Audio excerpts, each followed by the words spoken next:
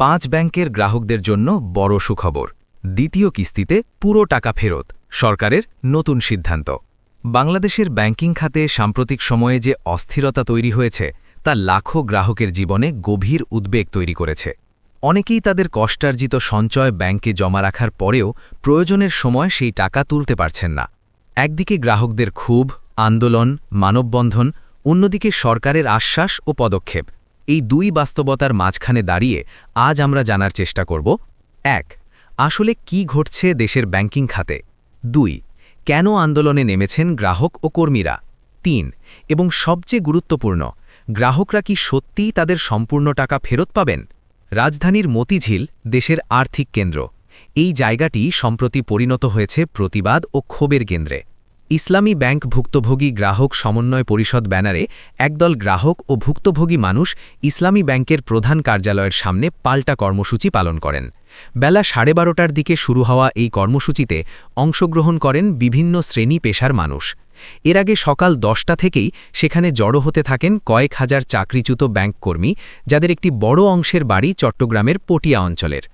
এই কর্মীরা একসময় 6টি ইসলামী ব্যাংকের সঙ্গে যুক্ত ছিলেন, যেগুলো একসময় একটি প্রভাবশালী ব্যবসায়িক গোষ্ঠীর নিয়ন্ত্রণে ছিল বলে অভিযোগ রয়েছে। এই সমাবেশ থেকে গ্রাহক সমন্বয় পরিষদের সভাপতি নুরুন নবী মানিক 5 দফা দাবি উত্থাপন করেন। দাবিগুলোর মধ্যে রয়েছে: প্রথমত, ব্যাংক খাতে অনিয়ম ও লুটপাটের সঙ্গে জড়িত শীর্ষ ব্যক্তিদের গ্রেফতার এবং তাদের সম্পদ বাজেয়াপ্ত করা। দ্বিতীয়ত, পাচার হওয়া অর্থ দেশে ফিরিয়ে আনা। তৃতীয়ত, ব্যাংক রেজলিউশন আইনের বিতর্কিত 18 ক ধারা বাতিল করা। চতুর্থত, ব্যাংকের সামনে বিশৃঙ্খলা বা মব তৈরি বন্ধ করা। এবং পঞ্চমত, ব্যাংকের প্রকৃত মালিকদের কাছে মালিকানা ফিরিয়ে দেওয়া।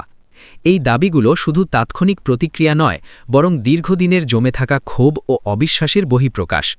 তবে এই উত্তপ্ত পরিস্থিতির মাঝেই আসে একটি গুরুত্বপূর্ণ পরিবর্তনের ইঙ্গিত। সরকার বুঝতে পারে শুধু প্রশাসনিক ব্যবস্থা নয়, গ্রাহকদের আস্থা ফিরিয়ে আনতে বাস্তব পদক্ষেপ জরুরি। আর সেখান থেকেই আসে দ্বিতীয় প্রতিবেদনের মূল বিষয়: অর্থমন্ত্রীর ঘোষণা।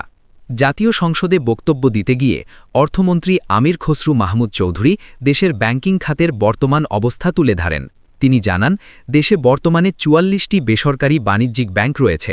এর মধ্যে কয়েকটি ব্যাংক মারাত্মকভাবে দুর্বল হয়ে পড়েছে, যার ফলে গ্রাহকদের আমানত ঝুঁকির মধ্যে পড়ে।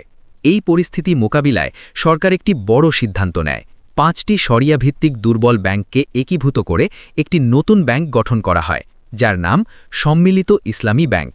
এই 5টি ব্যাংক হল এক্সিম ব্যাংক, ফার্স্ট সিকিউরিটি ইসলামী ব্যাংক, সোশ্যাল ইসলামী ব্যাংক, ইউনিয়ন ব্যাংক এবং গ্লোবাল ইসলামী ব্যাংক।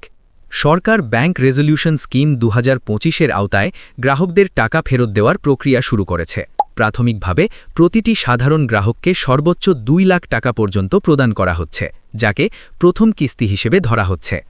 এই পদক্ষেপের মূল উদ্দেশ্য হল গ্রাহকদের তাৎক্ষণিক সংকট লাঘব করা এবং আস্থা ফিরিয়ে আনা। অর্থমন্ত্রী আরও একটি গুরুত্বপূর্ণ বিষয় তুলে ধরেন: মানবিক সহানুভূতি।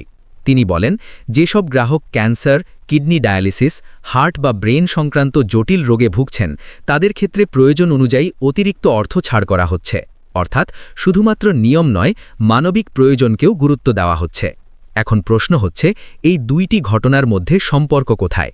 একদিকে গ্রাহকদের আন্দোলন, দাবি, চাপ; অন্যদিকে সরকারের দ্রুত পদক্ষেপ, টাকা ফেরতের প্রক্রিয়া শুরু। এই দুয়ের যোগসূত্র খুবই স্পষ্ট। জনগণের চাপ এবং বাস্তব পরিস্থিতি সরকারকে দ্রুত পদক্ষেপ নিতে বাধ্য করেছে। আর এই প্রক্রিয়া এখানেই থেমে নেই। সরকার ইতিমধ্যে জানিয়ে দিয়েছে, প্রথম কিস্তির পর বাকি অর্থ ধাপে ধাপে পরিশোধ করা হবে। বিশেষজ্ঞদের মতে খুব শীঘ্রই দ্বিতীয় কিস্তিতে বড় অঙ্কের অর্থ ছাড় করা হতে পারে, এবং এই ধাপেই অধিকাংশ গ্রাহক তাদের বড় অংশের টাকা ফেরত পাবেন। অর্থাৎ পুরো টাকা ফেরত পাওয়া এখন আর শুধু আশা নয়, বরং একটি চলমান প্রক্রিয়ার অংশ। সব মিলিয়ে বর্তমান পরিস্থিতি আমাদের একটি গুরুত্বপূর্ণ বার্তা দেয়: বাংলাদেশের ব্যাংকিং খাত একটি কঠিন সময় পার করলেও সমাধানের পথে এগোচ্ছে। গ্রাহকদের আন্দোলন, সরকারের পদক্ষেপ এবং নতুন কাঠামো সবকিছু মিলিয়ে ধীরে ধীরে আস্থা ফিরিয়ে আনার চেষ্টা চলছে। তাই বলা যায়, যারা তাদের কষ্টার্জিত অর্থ নিয়ে দুশ্চিন্তায় আছেন, তাদের জন্য সামনে অপেক্ষা করছে স্বস্তির খবর। কারণ দ্বিতীয় কিস্তির মাধ্যমে পুরো টাকা ফেরত পাওয়ার সম্ভাবনা এখন আগের যে কোনো সময়ের চেয়ে বেশি। এই গুরুত্বপূর্ণ আপডেটটি শেয়ার করুন, কারণ এটি জানা প্রয়োজন প্রতিটি ব্যাংক গ্রাহকের। আর এ ধরনের নির্ভরযোগ্য ও বিশ্লেষণমূলক খবর পেতে আমাদের সঙ্গে থাকুন।